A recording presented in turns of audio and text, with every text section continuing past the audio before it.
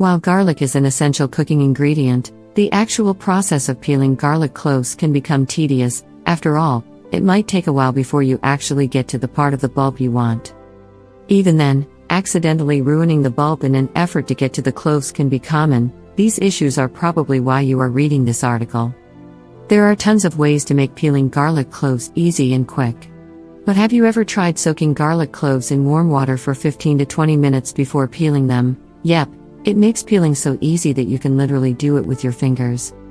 Once soaked in water for some time, take the garlic cloves between your palms and roughly rub them to remove soft skin. This technique results in the clove peels swelling just right.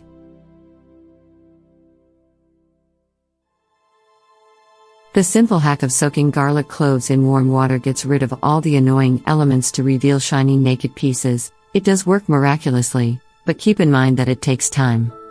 We'd say that this hack is ideal for any recipe that requires a lot of garlic. Think garlic mashed potatoes or creamy whole roasted garlic. The trend of peeling garlic in boiling water. Of course, this technique is not a new one. Although an exact origin cannot be traced, it has often been cited on message boards. However, it was brought to a larger audience thanks to a Netflix cooking show. The talented Great British Bake Off winner Nadia Hussain highlighted the trick in her Netflix show Nadia's Time to Eat. She was making instant noodles and needed a paste as a base. So she waited around 10 minutes for a pot of water to boil and then put 2 whole bulbs of garlic in it. After about a minute, she then took them out.